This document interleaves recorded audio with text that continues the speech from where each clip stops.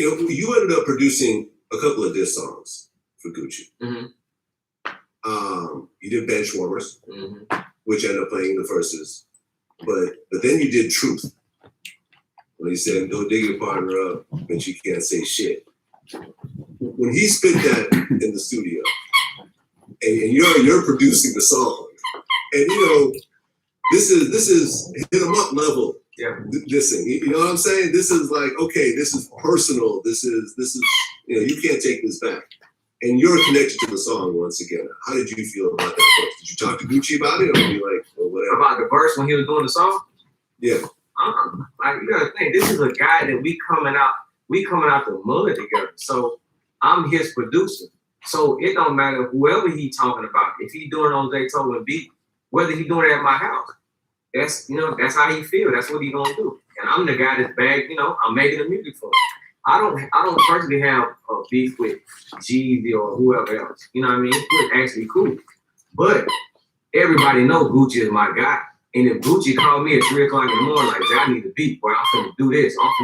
What I'm gonna say? No, I'm finna wake up and get up and make the beat for him. Because of Gucci, I'm successful in a lot of ways. Like, without Gucci, then you probably wouldn't get Zayto. So, I got to wrap up, for my guy. For me personally, I'll interview people and they'll say something about a particular artist. And I've had situations where the artist or the entourage will approach me and they'll feel like it's my fault that person said something. Yeah. Have you ever had a situation where someone's approached you because you produced a beat and there was a diss verse on that beat? Yeah, I mean, I think the reason why I couldn't work with nobody else at first is because Gucci, like, you know what I mean? It's like, oh, that's Gucci producing. So I was like, let's stay away. They were like, let's stay away from him. You know what I mean? Like, especially the big time, guys that had deals and that was signed and labels and stuff like that. So it took a long time. It took me really getting out the mud forever to, to get on the level that I'm on. But I didn't care. So I didn't care about making it in the industry. I didn't know I was gonna be no big time producer, none of that. So me having my first song with Gucci Mane on the radio was like, I was satisfied. I felt like this more than what I dreamed of. So if it go past this just gravy on top. So if I only ever produced with Gucci, I would have been happy. You know what I mean? It's just a blessing that everything else came. The McAllen has this history, and it's not just the past. There's going to be a future, and it's.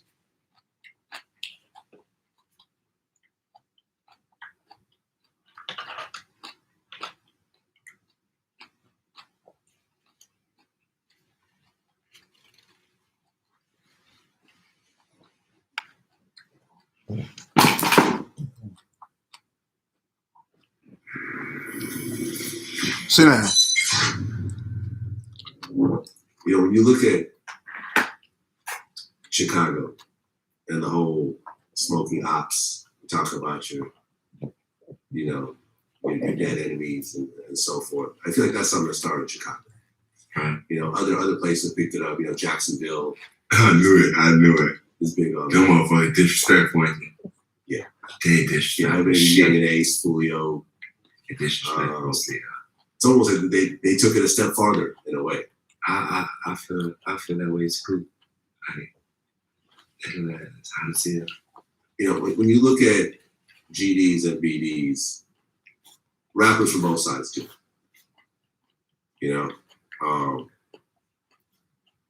Is there something that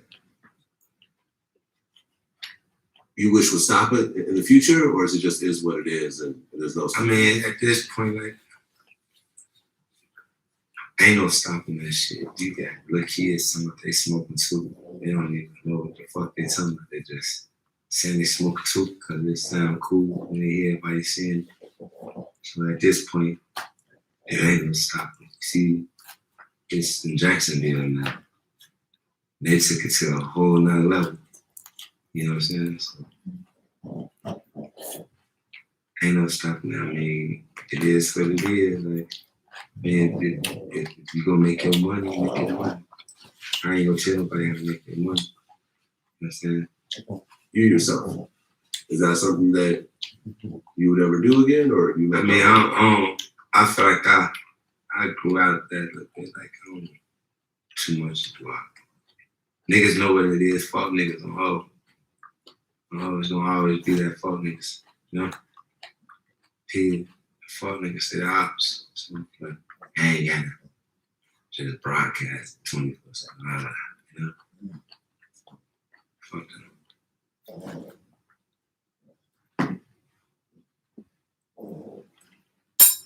Telling me about it. Because if I was making all that money, you're talking about it, I wouldn't even be telling you motherfuckers. I'd be running that shit up so much. That's what we run into the problem though. If we have education, right? No, I'm just saying because when are you gonna show us the dudes that's really all I ever seen the dudes from the stocks and all that, I seen the Bernie Madoffs and all that shit. And for years they thought them dudes was winning big. But once again, I've never really had experience in those areas. So guess what? The things I knew how to do was going by real estate, something I could touch. Right. You know what I'm saying? And that's what I stuck with. Now I've been approached by some homies that's in good positions. And I see them, they getting paper, they getting money, they telling me about the crypto, to this and that, to this and that. But I'm not afraid to say Rose moving in that area extremely slow. Go with what you know. Oh man, straight up. That's Warren Buffett's philosophy. Cheers. You know, Warren Buffett, the third richest man in the world? Second? To top 10. Top 10.